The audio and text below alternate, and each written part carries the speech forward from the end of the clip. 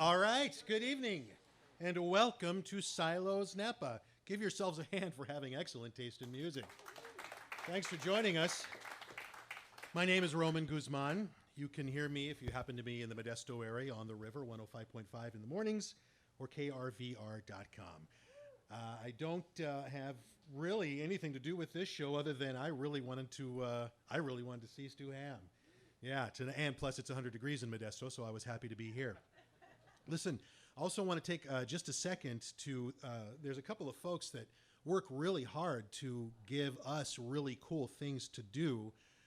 Chris and Mary Beth Keller, who are back there, who make these things possible. They find these people, and they give us a reason to get out and not sit around at home eating nachos, which is what I would be doing if I wasn't here. But we've had a lot of great shows here. The Stories Behind the Spotlight series with Tony Levin and Dweezil Zappa have been here, and Sheila E. Just all these great, right here, man, right here in this club in Napa, and it's because of those folks. And so I'm just want to thank them for letting me be a part of it. All right, well, listen, there's a couple things going on here. Speaking of the stuff going on here that I think you guys will be interested in. So just a couple of notes here. July is going to be tribute month here. There's going to be tributes to Tom Petty and the Heartbreakers, Neil Young and Crazy Horse, ZZ Top, Journey, and Foreigner. So in July, a lot of tribute bands are going to be here. It's always a lot of fun. Also in August, we have Mike Keneally and Beer for Dolphins. Yes, you don't want to miss that one. In September, the Jeff Oster Group featuring bassman Michael Manring will be right here. So get the information, get on the website, get on the Facebook. Just don't miss those shows. Be here. All right, real quick, before we bring out Stu, there's something I want to read for you folks. I'm assuming there's a lot of musicians here. You'll understand. This is a poem. I'm going to read to you a poem written by Tony Levin. It's called In the Beginning. Here we go. In the beginning, there was a bass. It was a Fender, probably a Precision. Could have been a Jazz. Nobody really knows. Anyway, it was very old, definitely pre-CBS. And God looked down upon it and saw that it was good. He saw that it was very good, in fact, and couldn't be approved on it all, though man would try. And so he let it be, and he created a man to play the bass. And lo, the man looked upon the bass, which was beautiful sunburst red, and he loved it. He played upon the open E string, and the note rang through the earth and reverberated through the firmament. Thus reverb came to be. And God heard that it was good, and he smiled at his handiwork, and it was good. And in the course of time, the man came to slap upon the bass, and lo, it was funky. And God heard this funkiness, and he said, "Go, man, go," and it was good. And more time passed, and having little else to do, the man came to practice upon the bass, and lo, the man came to have upon him a great set of chops. And he did play faster and faster until the notes rippled like the breeze through the heavens. And God heard this, which sounded something like the wind, which he had created earlier. It also sounded something like movement of furniture, which he had not created yet, and he was not pleased. And he spoke to the man, saying, "Don't do that." Now, the man heard the voice of God, but was so excited about his new ability that he slapped upon the bass.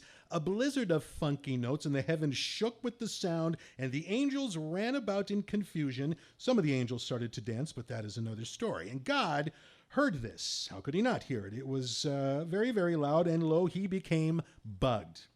And he spoke to the man. He said, "Listen, man, if I wanted Jimi Hendrix, I would have invented the guitar. Stick to the bass parts." And the man heard the voice of God, and he knew it was not to be messed with, but now he had upon him a passion for playing fast and high.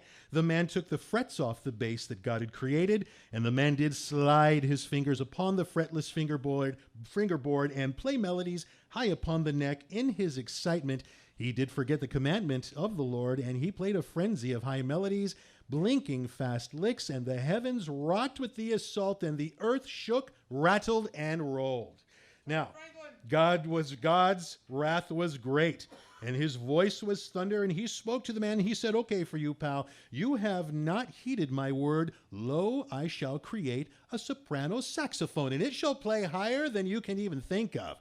And from out of the chaos I shall bring forth the drums, and I shall make you to always have to stand next to the drummer, and he shall play so many notes thine head will ache.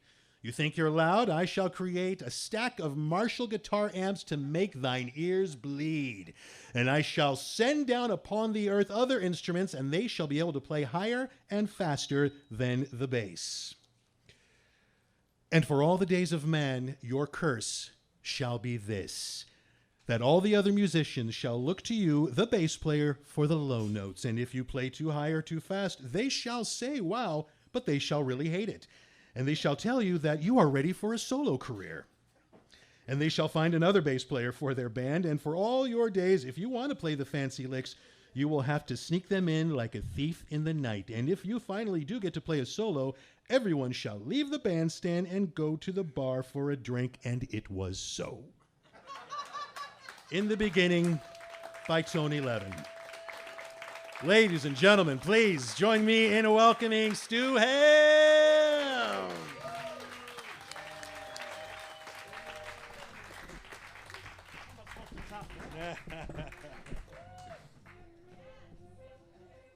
How am I supposed to top that intro?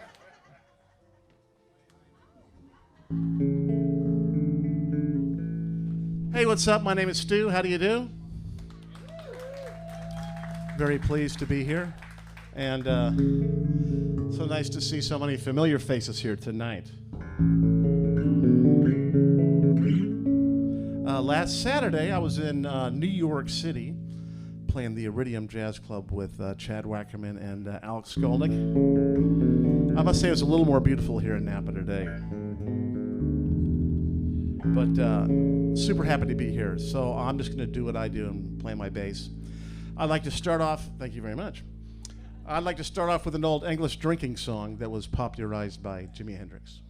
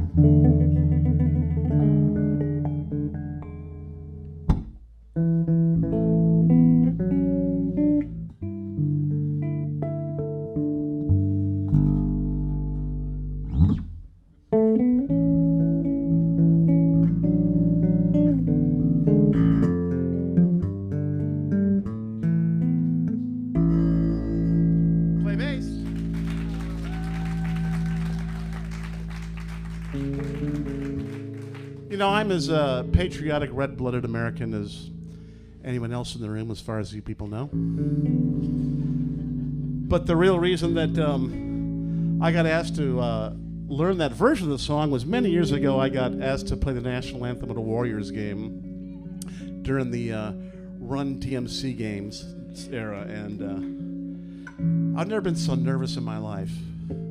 Because generally, if I show up someplace and I got a bass in my hand, I'm pretty confident things are going to work out all right, you know?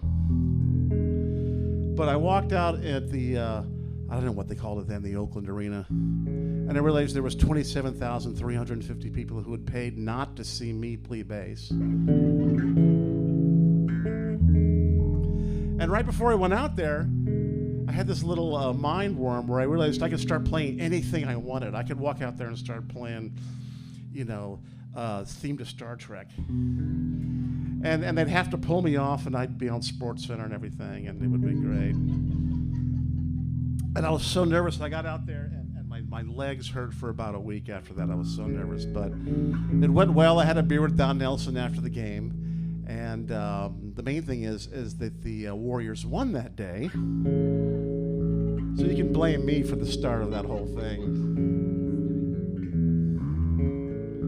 And since then, I've done like about a dozen Major League Baseball and NBA and professional sports games, and the home team's won every time. In fact, there's a video on YouTube. I have a YouTube channel called Ham Stu, and there's a video called The Great Day where I play a Phoenix Coyotes hockey game, and I'm hanging out with Wayne Gretzky, and the Phoenix Coyotes won, and they suck. So it had to be me.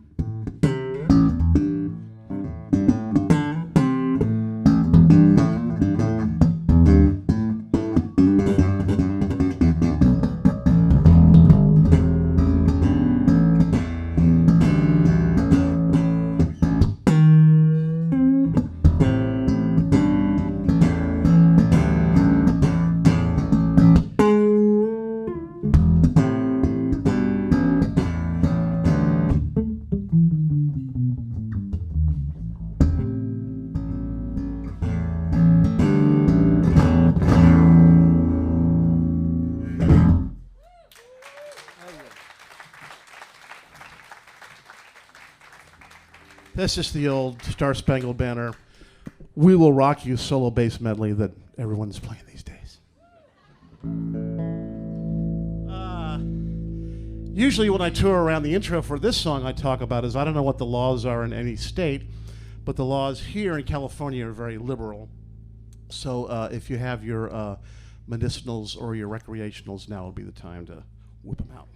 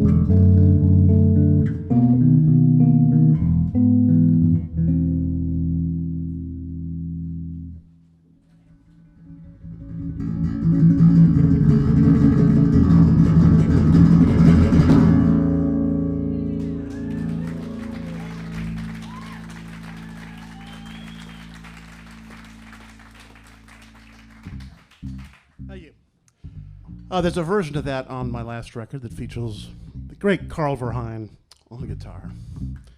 Well, Carl Verheyen gets a round of applause. So kind. Nice to see you. So anyway, yeah, my name is Stu, and I was born in 1960, if you can believe it, in New Orleans, Louisiana, which is why I'm underscoring with a New Orleans leitmotif of Sissy Strut by the Meters. And I come from a whole family of musicians. My father was a composer and a very well-known musicologist. He ended up being the president of the American Musicology Association, and sort of studied the academic study of popular music. So if you ever read a scholarly paper on Ice-T or something, I guess you can blame it on my dad. But he started the International Association for the Study of Popular Music. He wrote a number of articles and edited the Grove Dictionary and wrote a bunch of books that are basically textbooks about popular music in America, music in the New World. Anyway, great guy. And my mother was, and still is, a singer. She was an opera singer and a voice teacher. And I had an older brother named Bruce, who was 6 years older than me, that played guitar, and he was my hero. I was the bat boy on his baseball team, and I'd sneak into his room, and he had all these weird LPs, like these double LPs, like Sun Ra and the Solar Myth Orchestra, Frank Zappa, Wheels of Fire, Cream. So, and one of my dad's poker playing buddies was John Cage. So I spent part of my youth taking my little plastic army men and putting them between the strings of grand piano for John to perform his prepared piano pieces. I went mushroom hunting with John Cage and Merce Cunningham when I was like 9. So top that. I think the first concert my dad took me to was a Frank Zappa show, and then we did see Sun Ra like 5 nights in a row. Yeah, and then my brother, hey, that looks good. My brother moved to India, and for a number of years ran the Ali Akbar Khan School of Indian Music in San Rafael. He's a great musician.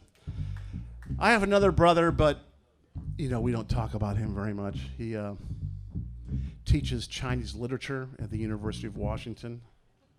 But we love him anyway. He's a nice enough fellow. And there's one in every family. So here's a piece that reflects my diverse musical background, and it's called the Abbey Sonata or Moonlight Road, and it's side 2 of Abbey Road by the Beatles, intertwined with Beethoven's Moonlight Sonata in the original C-sharp minor. So feel free to sing along if I can ever get out of this groove. I feel like Chico Marx.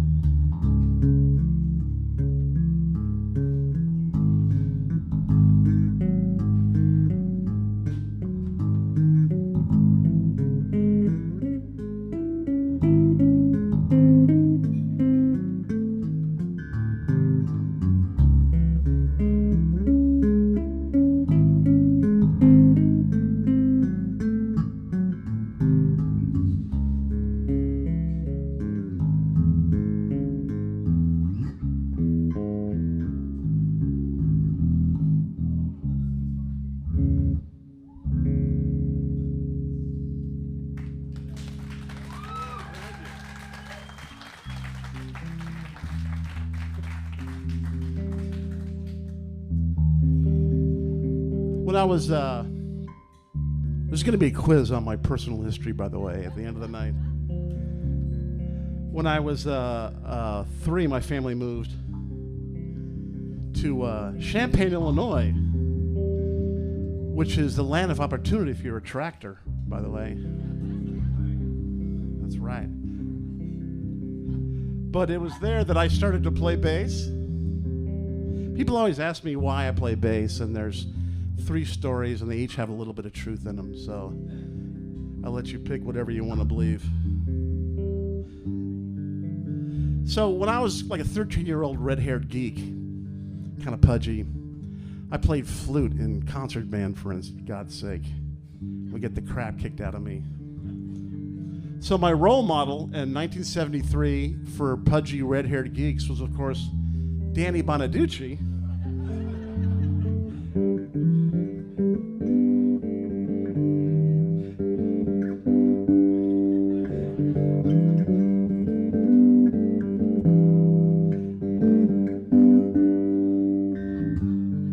So I thought he was cool.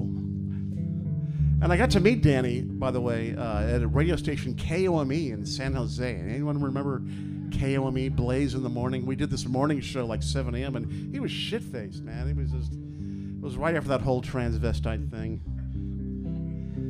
He has a great book out, though, called Random Acts of Badness or something. It's definitely worth a read. He had no idea who I was, Peter. It was so depressing. But the other reason was one day I rode my Stingray over to Eisner Park in Champaign, Illinois, and there was a rock band setting up on the tennis courts. And the bass player had this green Fender Jazz bass with a matching headstock. And he had a white curly barbecue cord into one of those custom amps that were all shiny silver and had the Naugahyde padding with the chrome portholes in them. And I was like, oh my God, that's the coolest thing I've ever seen in my life. So I asked for a bass for Christmas, and in 1973, I got my first bass. It was an Alvarez pawn shop special and a book called Mel Bay's Easy Bass Playing Method. And the big thing in Illinois was what they called stage band, because you couldn't call it jazz band in 1973. That was much too risque for that particular notch in the Bible Belt.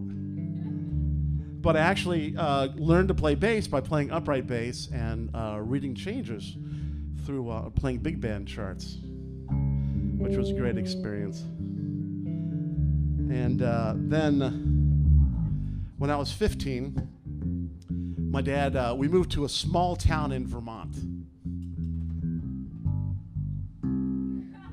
All right, let's try that again. Come on, work with me here. We moved to a small town in Vermont. No. There we go. Let's try this again. It's all timing, Eric. It really does. We moved to a small town in Vermont. It was so small that I had to go across the Connecticut River to New Hampshire to go to high school because Norwich, Vermont wasn't big enough to hold its own high school. And at that point, I came as a graduating class of like 30 people, so I started playing in top 40 bands. I was a junior in high school playing in a Dartmouth top 40 band, dude. Debauchery. And then in 1978, I moved to Boston, which is why I'm playing the Boston musical leitmotif of Dirty Water by the Standells. And I went to the Berklee College of Music, and it was an amazing experience from a kid because I wasn't just from the sticks, I was from 2 sticks. I was from Champaign, Illinois, and Norwich, Vermont. And the first day I got to Berklee, there were 2 other bass players on the same floor as I was. One was the guy by the name of Baron Brown, who plays with Jean-Luc Ponty and Vital Information and Billy Cobham. And the other was Victor Bailey, right? And there weren't a whole lot of brothers up in Norwich, Vermont, let me tell you. I'm trying to really think if there was one. And it was an amazing experience for me because being up there in the Upper Valley, I was the only cat that could play bass, and I got all the best gigs, such as they were. But just to be exposed to all these different cats that played music from around the world, and it was also the first time that I really, started to play jazz.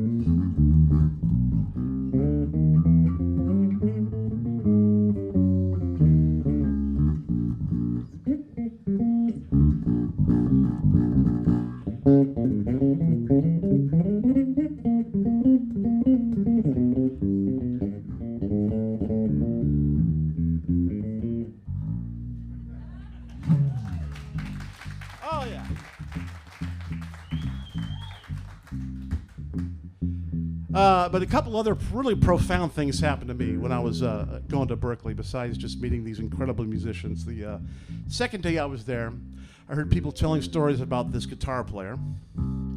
He was a freshman, and he was from Long Island, and he was supposed to be really, really good. And also the thing was that every time he played, he would blow up his amplifier. And I was 18, and I said, next to that guy with the green bass with the white cord and the cool lamp, that's the second coolest thing I've ever heard of in my whole life. I got to check this dude out. So he was playing in practice room E17, and there was a big group of people around there. And I said, who is this guy? And they said, well, that is Steve Vai.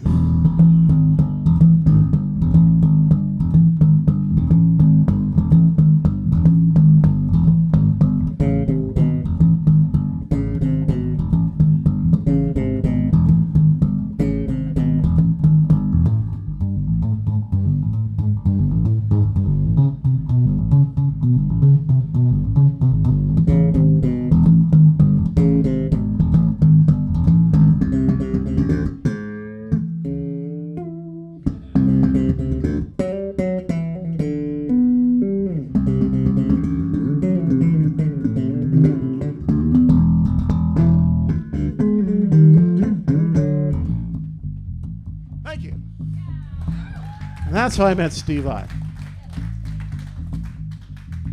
So here's the hardest part of the evening for me.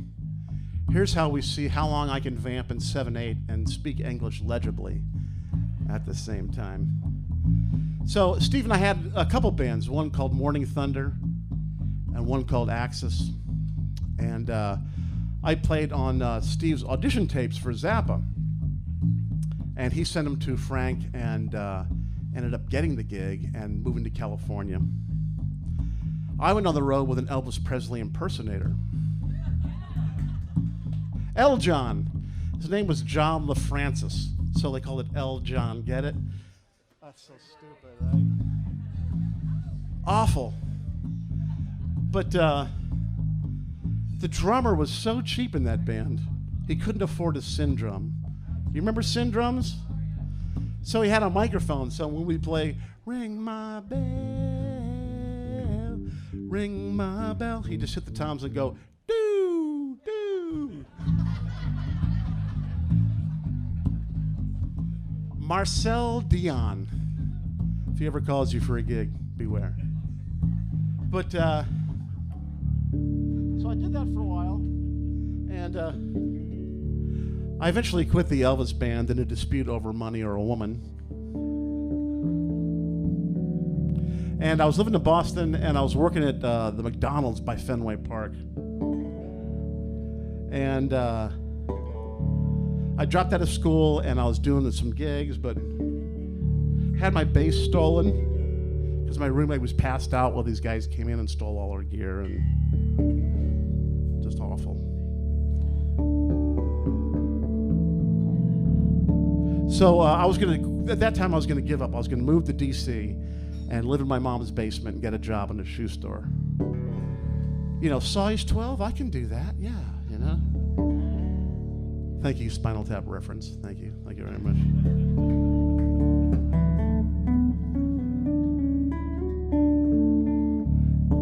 So then I got a call from Steve Vai, and he told me that he had quit Zappa's band and was going to do this record of his own, and that I want to come out to California, and I could sleep on the couch in his studio, and he'd pay me $5 a day, because Steve's a cheap bastard.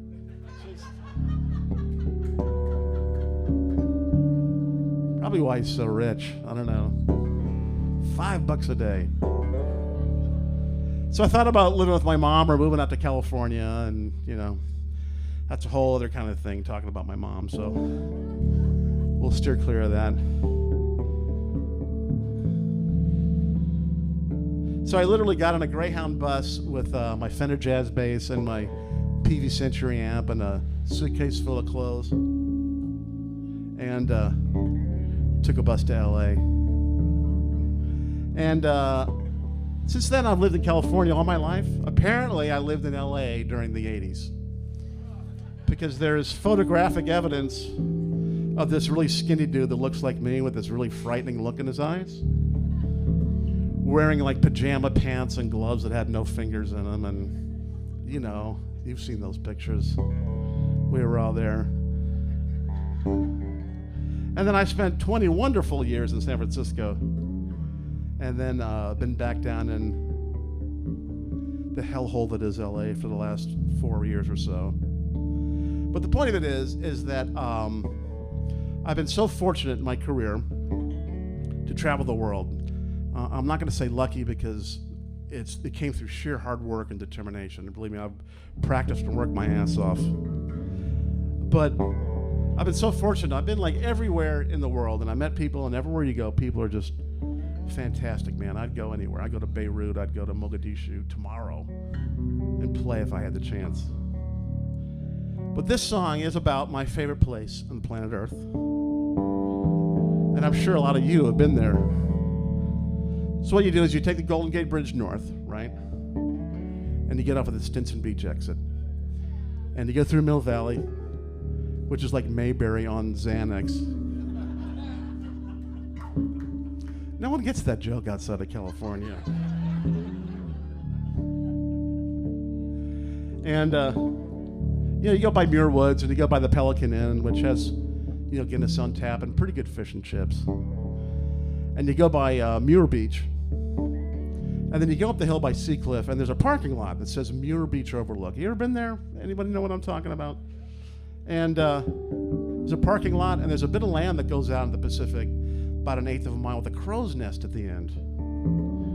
It's about 1,000 feet down on either side. You can feel the draft, and if you look to the left, you can see the Twin Peaks Tower, and to the right, you can see, you know, Marin Headland, sometimes Bolinas, and I don't know, man. Being up here today made me really homesick. But as I travel the world, that's what I think about when I play this song.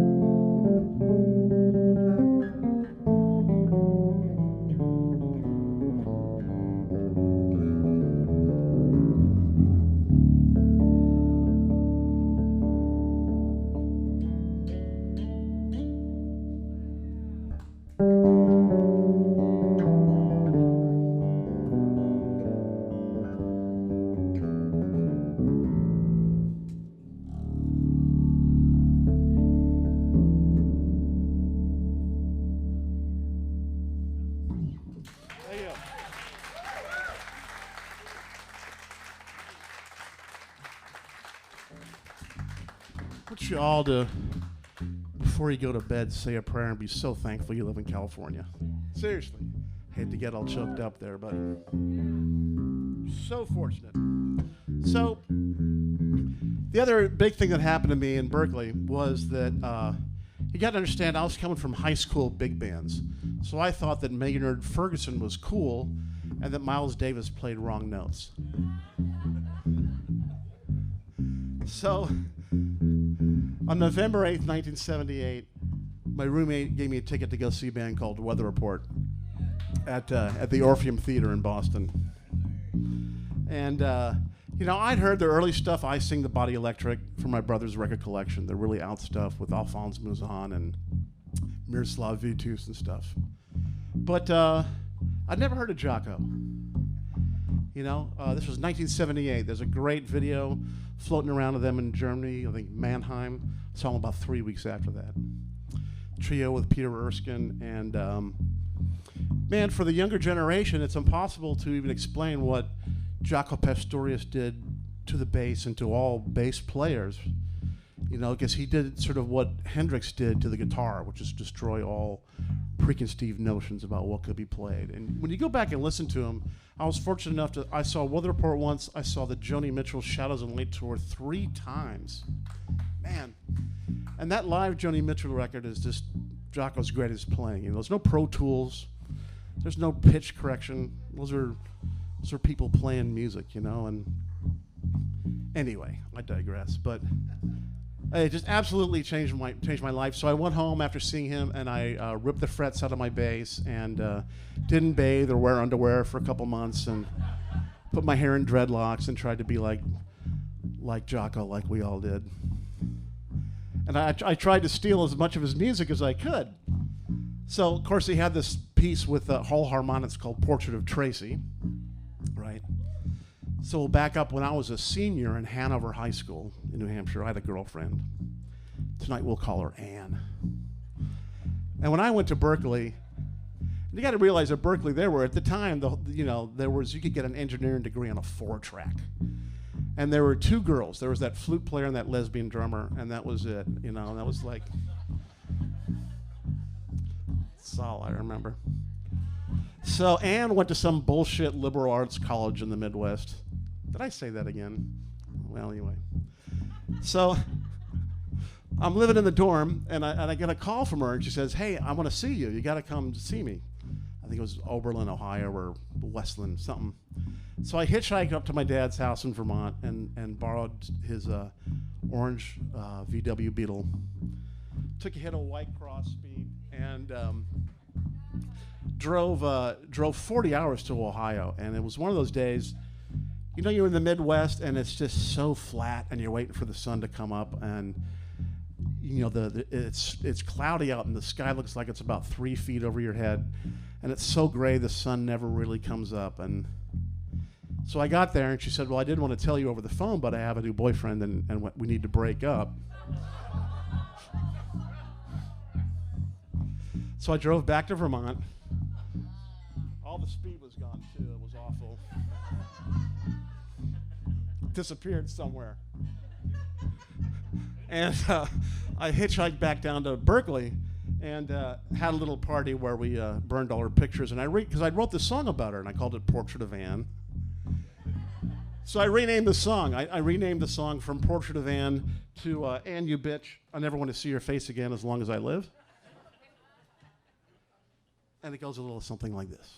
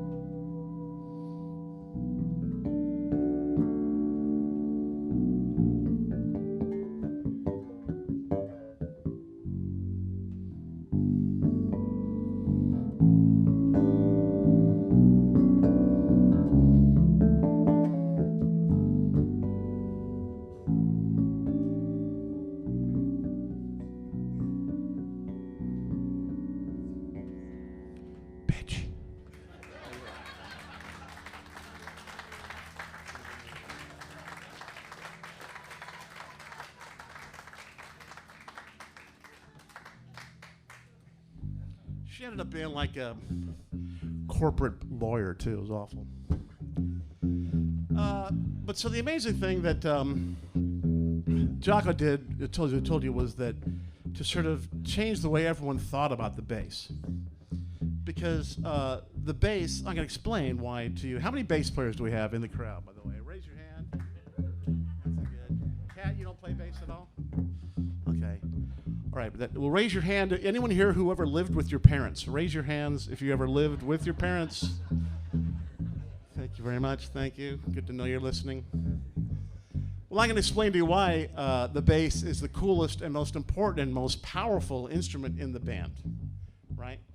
Because the bass is the instrument that unites the harmony and the rhythm, right? What do people dance to?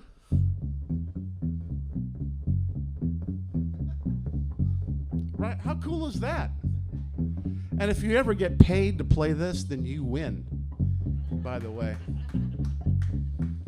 I do all these teaching things around the world, and I went and I had a class, and one of the students was Sinbad. And he said, "Stu, teach me how to play bass, man." I'm like, "Okay, Sinbad, I love you." So I said, "All right, take your hand like this, and put your one finger here, and put your other finger here. And now you can play this."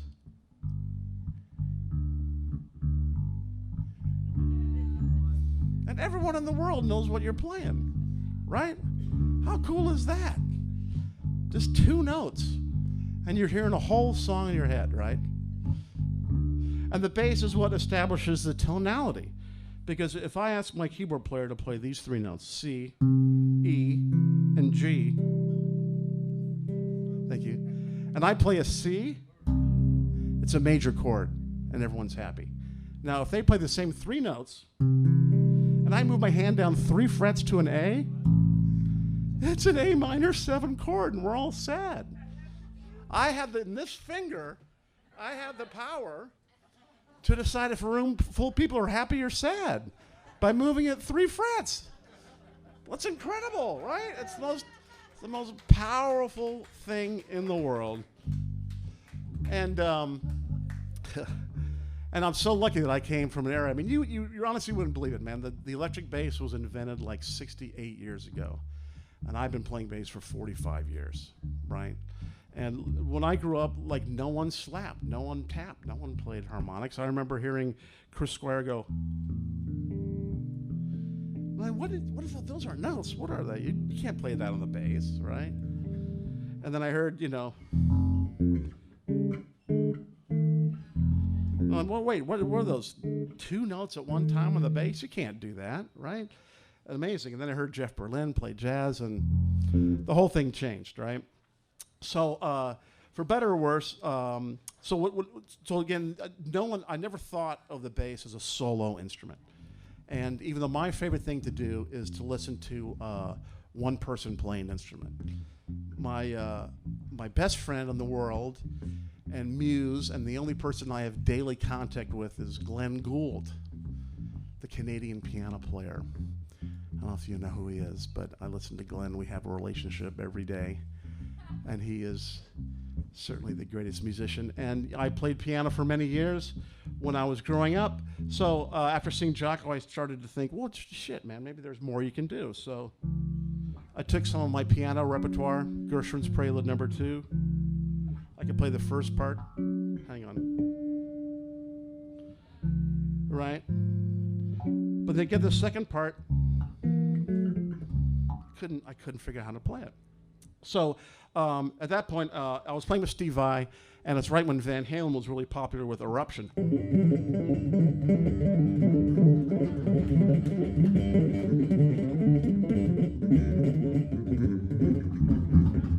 Right? Okay. All right. But if you slow that down, look at that. Instead of taking 2 hands, one finger to fret it, and the other to make the sound come out, if you just tap down on it,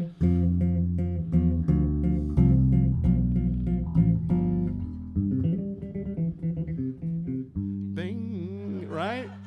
So then, okay, I can play the second section.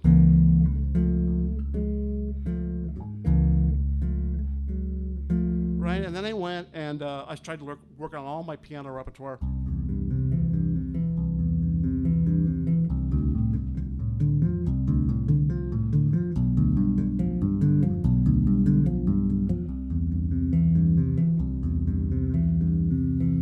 and that just led to all the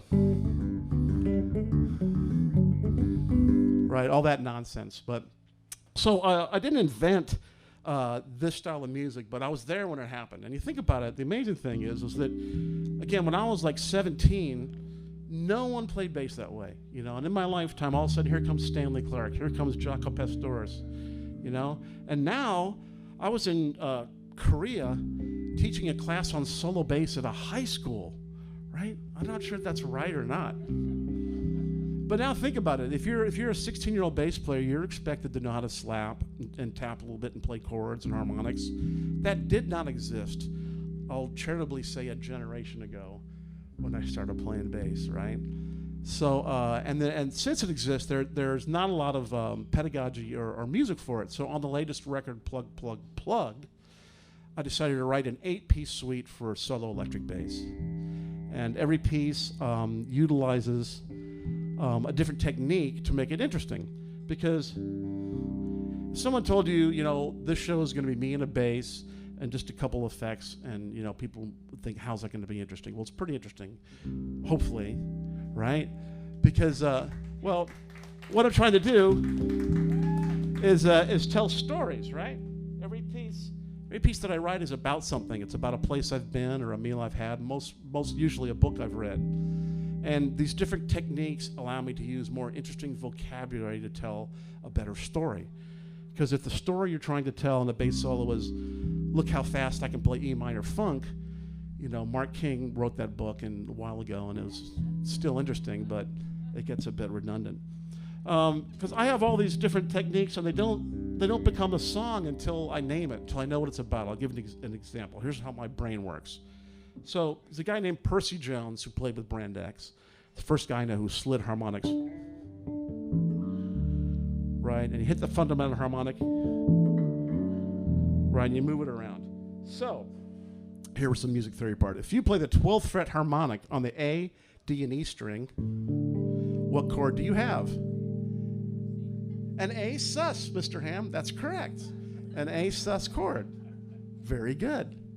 But now check it out. If you let the A and the G ring, but slide the D down to a C sharp, then you resolve the sus chord to an A7. Right, now we're getting someplace. Now if I hit the same 3 notes, let the D ring, but slide the A up to a B flat and the G down to an F, we have a B flat triad. Cool, right? All right, so that's just an exercise that I'm working on, but it's not music. And then one day, I was doing this guitar festival in Bath, England, and the gig was over, and I was sitting in this pub, early August day in the Midlands, and I was on my 3rd Stella on a park bench out back. And I looked up, and there's these clouds like as big as cotton balls just moving slowly across the sky, right? And I saw a sign that said Windsor Muse. And then I said, oh.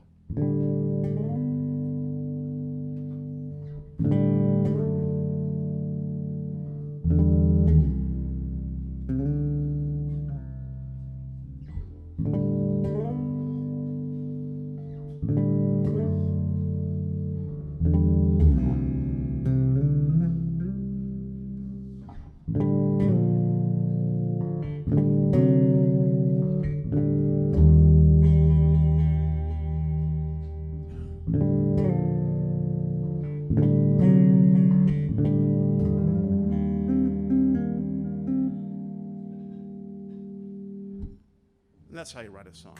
Right, so anyway, so each of these pieces, like I said, utilizes a different technique, hopefully as a subliminal teaching tool for bass players to try to write an interesting piece and also technical piece. So the first one is called Etude Number 1, and it combines a variety of different techniques.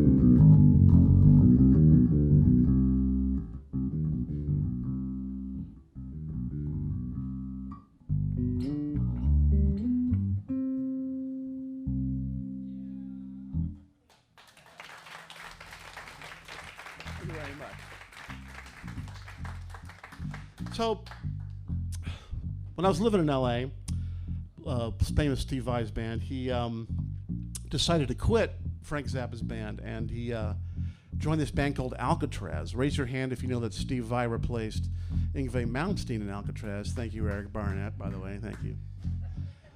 So I needed to find a gig. So I auditioned for every band in L.A. I auditioned for Jean-Luc Ponty, but Gary Willis got that gig. He was Scott Henderson's buddy, so what are you going to do? I auditioned for Oingo Boingo, but John Avila, the guy that got it, was the drummer's best friend, so when I auditioned, he wouldn't even look me in the face. It was awful. Humiliating. Another humiliating LA experience. I auditioned for Cher, but the tall, skinny guy with long black hair that couldn't play a note, he got that gig. It's funny. I auditioned for Gino Vanelli, but I didn't have enough body hair.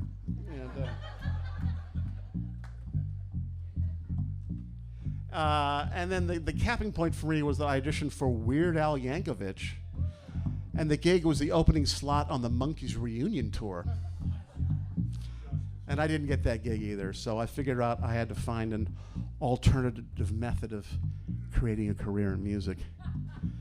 So I went to the guys at Relativity Records, who had put out Flexible, and they came to some of my shows and they said, you would love to do your stuff. Can you do a record for hardly any money? And I said, sure, as long as you let me sign away the publishing for my first 3 records for the rest of my life.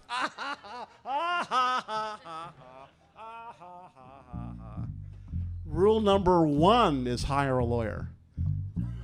That's rule number 1 before you sign anything. We'll get to the other rules later. But so they gave me a budget of seriously like $2,500 to do this record. And there's a song that I wrote on it, a song based on the Philip K. Dick book called Flow My Tears, a book about existential neurosis in a postmodern society, but you knew that. And I had the melody written for a trumpet player, and the drummer on the record, Mike Barsamano, was a good friend of Mark Isham. Mark Isham, the great trumpet player and film composer.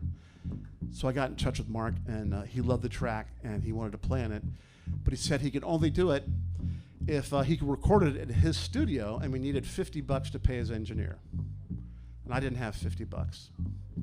And I don't mean that I didn't have $50 in the budget to allocate for a secondary recording engineer. I just didn't have $50 to my name. So I called up the guys at Relativity, and I said, man, I don't know what to do. I'm screwed. I'm out of money, and I got 2 songs that need solos. They said, well, tell you what, we just signed this new guitar player. He's a friend of Steve Vai's. How about you play on his record, and he'll play on yours? And I said, okay. What's this guy's name? And they said, Joe Satriani. And I said, that's a funny sounding name. So I flew up to Hyde Street Studios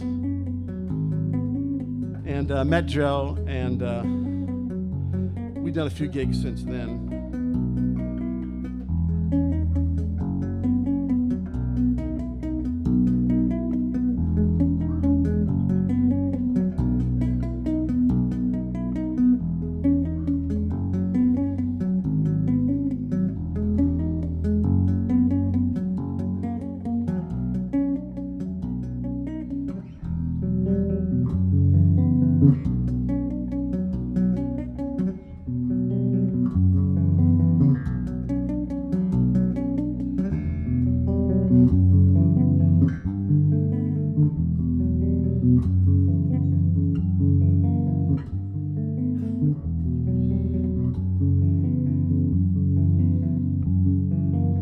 And so the first time I met Joe, played a wonderful solo on this song called Flow My Tears.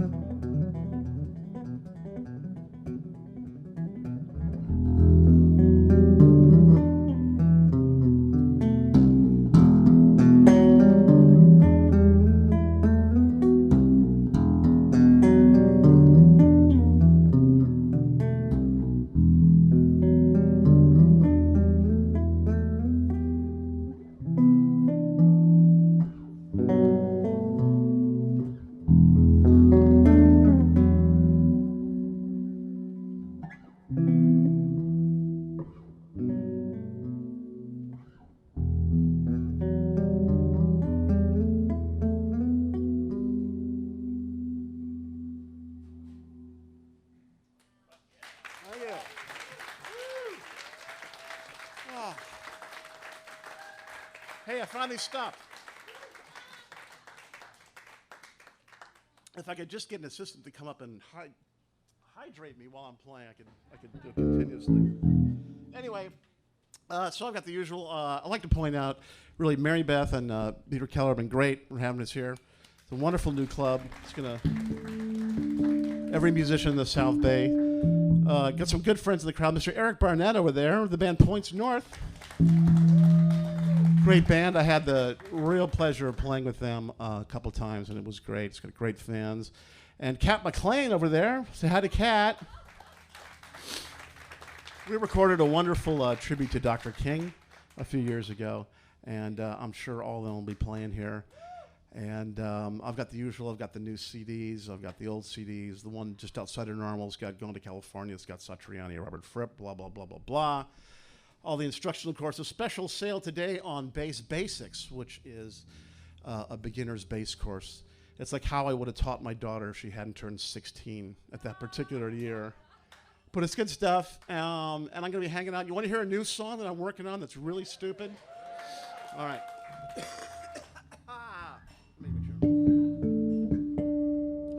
Anyway, it's super great to be here, man. I really miss Northern California, and everyone here has made me feel so welcome, and it was such a beautiful day, and it's been, I don't forget for a minute how grateful and fortunate I am to be able to play music for a living and have you people show up and listen. So thank you all very much. Thank you.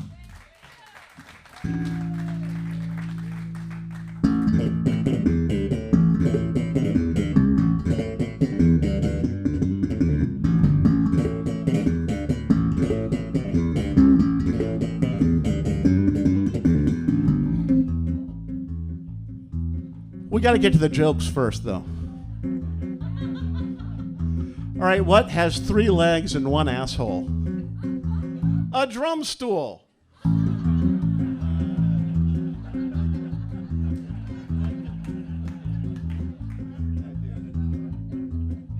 What's the difference between Santa Claus and a drummer?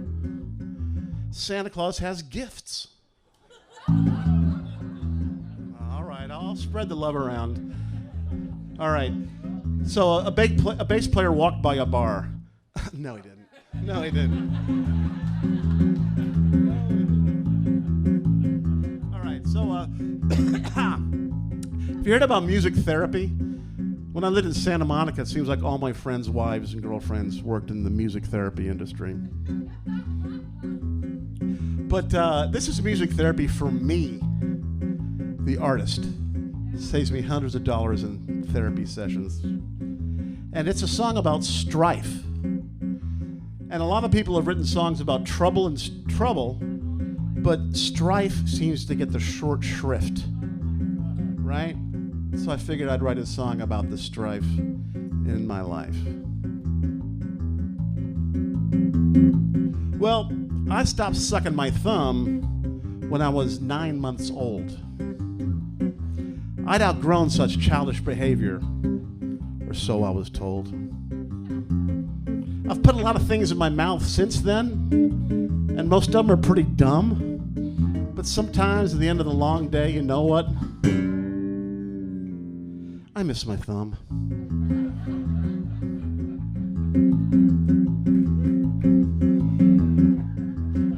Well, I quit riding a tricycle when I was in 2nd grade.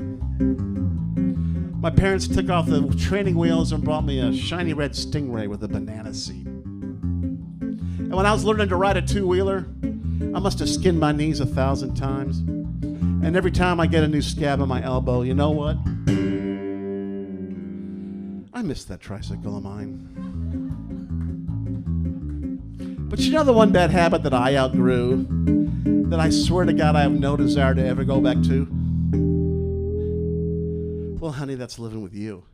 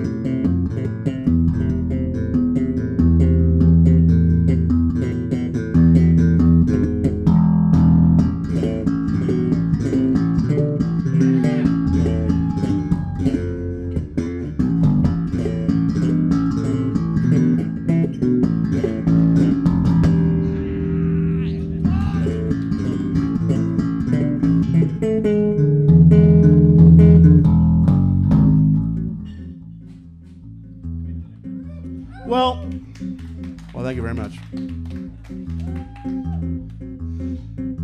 Well, I quit smoking cigarettes, and I was going to get wealthy.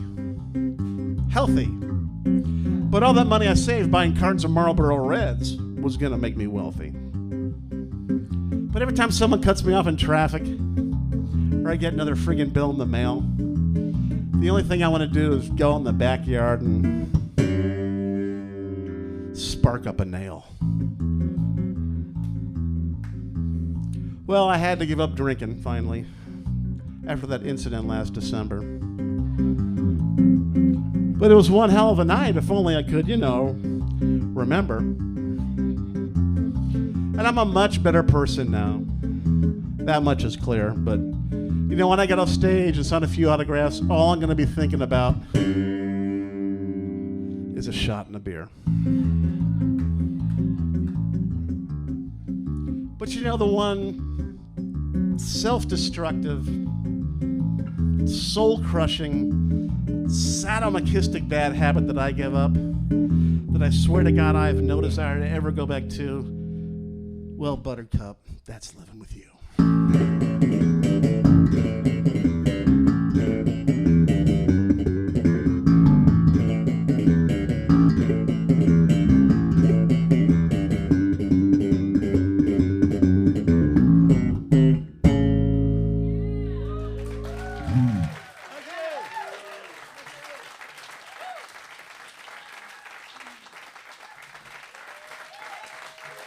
Last Saturday, New York. Today, Napa. I'm going with Napa. Thank you, Peter. Thank you, Eric. Thank you, Kat. Thank you, everybody. I'll definitely be hanging out, and I was kidding about not drinking. I'll be drinking Kettle One martinis. So I'll see you around the bar. Thank you. Peace. God bless you all. Thank you. Don't forget how lucky you are to live in California. Please don't ever forget that.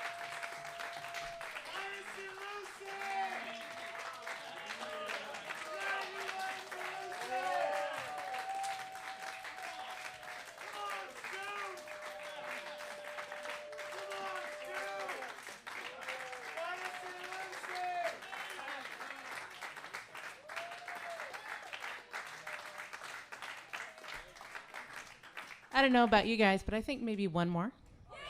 You think? Okay, let's let him know. Come on, Stu!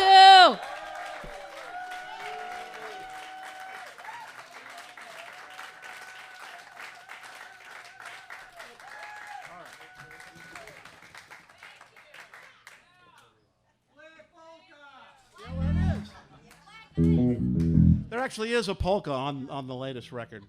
I never knew that I'd encourage people to heckle me through my whole career, but all right, I'll play a couple. It's because I love doing this, and so this is the petite suite for solo bass. The last piece is called Just a Blues, and all it is just a fucking blues. So that's all I'm gonna play now.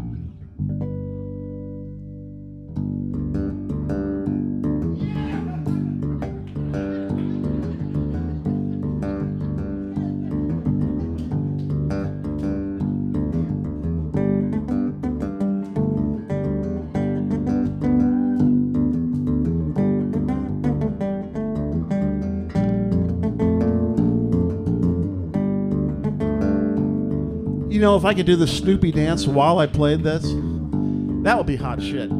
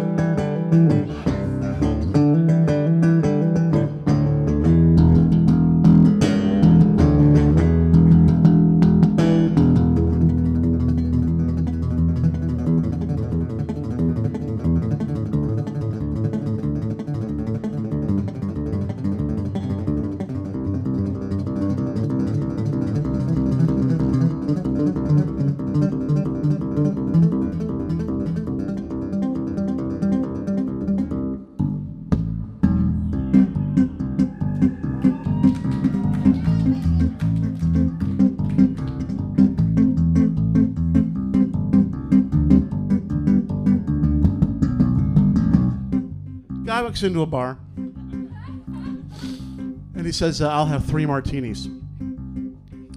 The bartender says, well, how about I make you one, and then, you know, when you're done with that one, I'll make you another one. Because most people like me, your bartender, like their martinis icy cold like Stu Hamm likes them.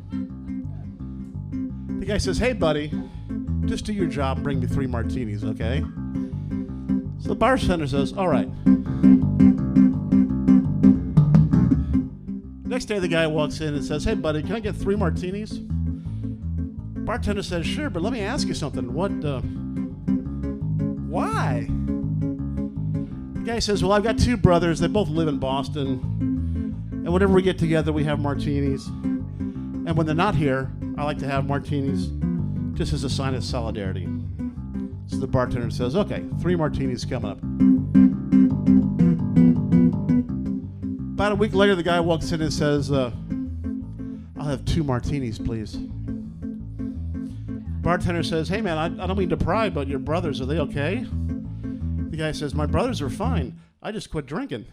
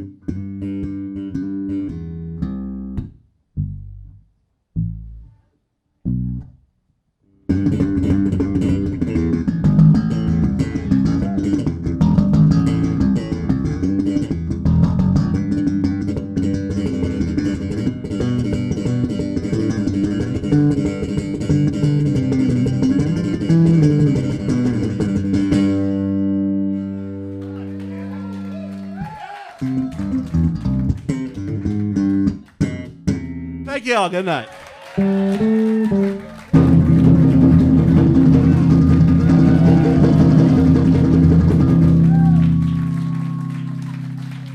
Thank you. Remind me to tell you the moth joke later. Thank you. God bless you all. Thank you. Thank you, guys. Thank you. Thank you. Thank you. Thank you. Thank you. Thank you. Thank you, guys.